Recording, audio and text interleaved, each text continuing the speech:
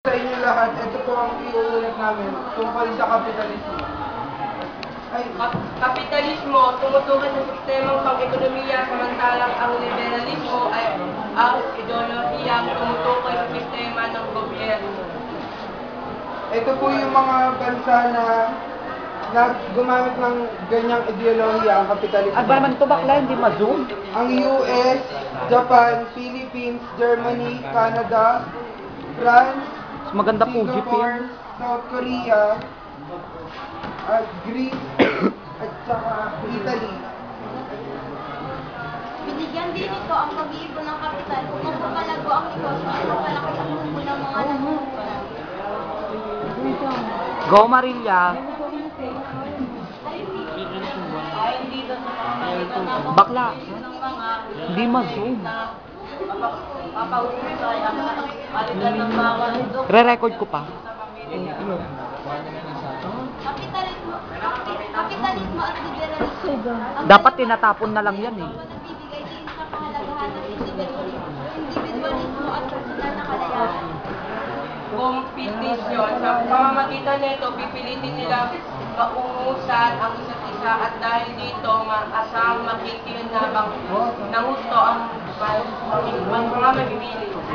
Kinilala rin ang ideolohiyang ito ang pagkamalipay Bakla, re-record ko pa. sa pagbuo ng panibago at kapakipakay I-record ko pa.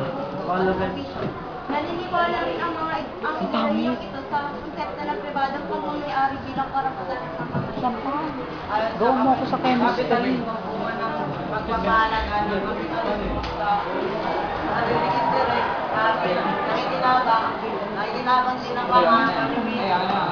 Kumbaga, kagustuhan ng mga kapitalista na Ano ba yan? Parang lasing si Marilla. para sa sariling kapakanan. Ibig nito,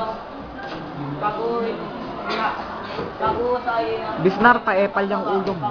mapataas ang kabuuang kalidad ng mga produkto at serbisyo niya.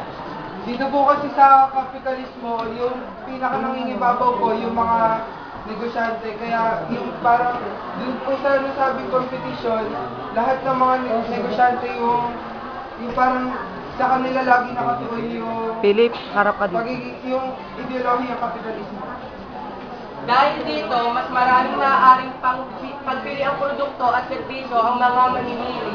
Ang kapitalismo ay naniniwala sa sistema ng pag-iipon ng kapital, pribadong pagmamay-ari at pagtutulog sa pamilihan. Ito ang kasalukuyang nag-aaral ng ideolohiyang pangkabuhayan sa daigdig. Pa-epal yung box ni Philip dyan. Ito po yung mga naging ito po yung mga naging epekto sa buhay nila.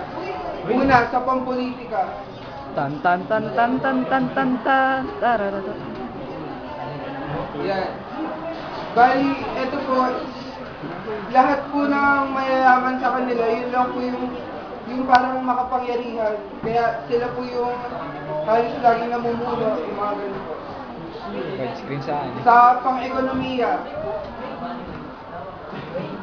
Wait lang. dahil nga po sa puro mga negosyante, tapos lagi po lahat ng lahat ng mamamayan din na nagtatrabaho, nagbibigay po sila lahat ng buwis. Kaya yung ekonomiya po nila laging tumataas. Sa panlipunan,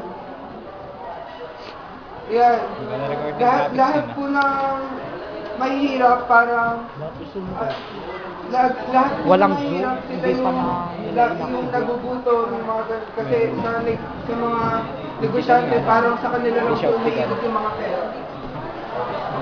Sa pangkultura, Kaya nila hindi na critical to eh, Yan. dahil maingay yung motor na ito.